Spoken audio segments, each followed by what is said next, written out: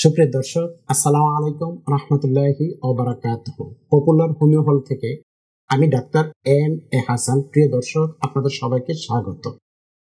আজকে আমরা যে টপিকসটি নিয়ে আলোচনা করব সেটি হচ্ছে ভেরিকোসিল। ইতিপূর্বে ভেরিকোসিল সম্পর্কে অনেক ভিডিও দেওয়া হয়েছে। যারা আমার ভিডিওটি দেখছেন তারা আশা করি ভেরিকোসিল সম্পর্কে অনেকটাই অবগত হয়েছে। তো আজকে আলোচনা করব যে ভেরিকোসিল কি, যে 4টি কারণে ভেরিকোসিল হয়ে থাকে এবং কেন হোমিও চিকিৎসা গ্রহণ করবে। অন্ডকোষ থেকে যে সকল শিরার মাধ্যমে রক্ত প্রবাহ, রক্ত চলাচল অপেক্ষাকৃত বড় শিরায় ধাবিত হয়, সেই শিরাগুলো যখন বড় হয়ে মোটা হয়ে অন্ডকোষ অথবা অন্ডথলিকে ফুলিয়ে তোলে, তখনই এটিকে এক কথায় ভেরিকোসিল বলা হয়ে থাকে। সাধারণত যে 4টি কারণে ভেরিকোসিল সবচেয়ে বেশি হয়ে থাকে, তার মধ্যে 1 নম্বর কারণ হচ্ছে যে শিরার অস্বাভাবিক ত্রুটি। অন্ডকোষের শিরাতে যদি কোনো ধরনের ত্রুটি থাকে, বিশেষ করে শিরাতে যে ভাল্ব থাকে, এই ভাল্ব যদি ইনঅ্যাক্টিভ হয়, অকার্যকর হয়, তখন শিরা দিয়ে স্বাভাবিক রক্ত চলাচল বা প্রবাহ ব্যাহত ঘটে। তখন শিরাগুলি ফুলে প্রসারিত হয়ে যায়। এটি হচ্ছে 1 নম্বর কারণ। 2 নম্বর কারণ হচ্ছে জেনেটিক বা বংশগত। বিশেষ করে যাদের ফ্যামিলিতে দাদা, বাবা, বড় ভাই কারো যদি ভেরিকোসিলে আক্রান্ত হয়ে থাকে, তাহলে পরবর্তী প্রজন্মের যে কোনো পুরুষ এই ভেরিকোসিল রোগে আক্রান্ত হতে পারে। 3 নম্বর কারণ হচ্ছে হরমোনের ভারসাম্যহীনতা। হরমোনের ভারসাম্যহীনতা বলতে বিশেষ করে ইস্ট্রোজেন হরমোনের মাত্রা যদি স্বাভাবিকের চেয়ে বেশি থাকে, তাহলে ভেরিকোসিলের বিকাশের দিকে নিয়ে যেতে পারে। কারণ এটি শিরার ভালভের সঠিক ফাংশনে হস্তক্ষেপ করে। 4 নম্বর কারণ হচ্ছে যে পুষ্টির ঘাটতি। এক গবেষণায় দেখা গেছে যে পুষ্টির ঘাটতির কারণে শিরার প্রাচীরকে দুর্বল করে দেয়, যার ফলে দ্রুত ভেরিকোসিল বৃদ্ধি ঘটে এবং শিরাতে রক্ত জমাট বাঁধার ক্ষেত্রে একটা প্রবণতা সৃষ্টি করে, যার ফলে এই রক্ত জমার কারণে ভেরিকোসিলটি বেশি হয়ে থাকে।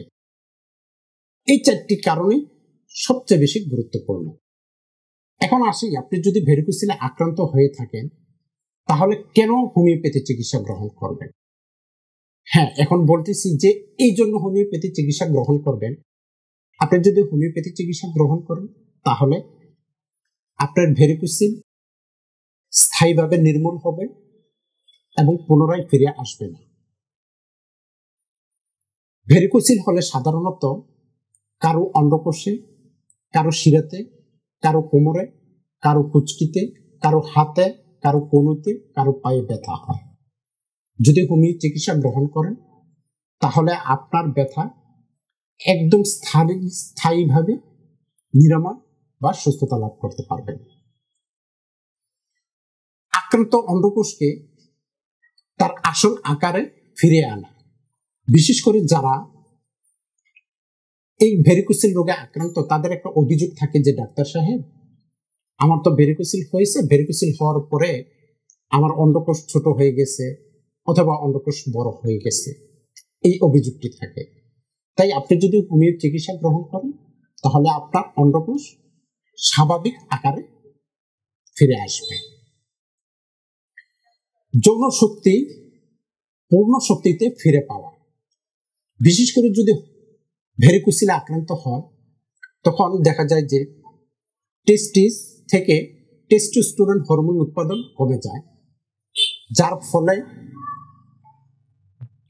পুরুষত্বহীনতা, যৌন দুর্বলতা এবং মানসিক বিষণ্ণতা দেখা দেয়। আপনি যদি হোমিও চিকিৎসা গ্রহণ করেন তাহলে আপনার ভেরিকোসিলও ভালো হয়ে যাবে, আপনার টেস্টোস্টেরন উৎপাদন বেড়ে যাবে এবং পূর্ণ মাত্রায় আপনার যৌন ক্ষমতা ফিরে পাবেন। এরপর আসি যে বীর্যের মান এবং শুক্রাণুর সংখ্যার উন্নতি। আমরা প্রায় রোগীদেরই দেখি যে ভেরিকোসিল যখন হয়, তারা যখন একটা আল্ট্রাসোনোগ্রাফি এবং পাশাপাশি সিমেন অ্যানালাইসিস পরীক্ষা করেন, তখন রিপোর্টে দেখা যায় যে কারো অ্যাজোস্পার্মিয়া দেখা যায়, কারো অলিগোস্পার্মিয়া, কারো এস্ট্রোজোস্পার্মিয়া, কারো অলিগো এস্ট্রোজোস্পার্মিয়া, কারো নর্মোজোস্পার্মিয়া উইথ ইনফেকশন। অর্থাৎ ভেরিকোসিলের কারণে এই ধরনের পুরুষ বন্ধ্যত্বের একটা লক্ষণ বা সমস্যা ফাইন্ড আউট হয়।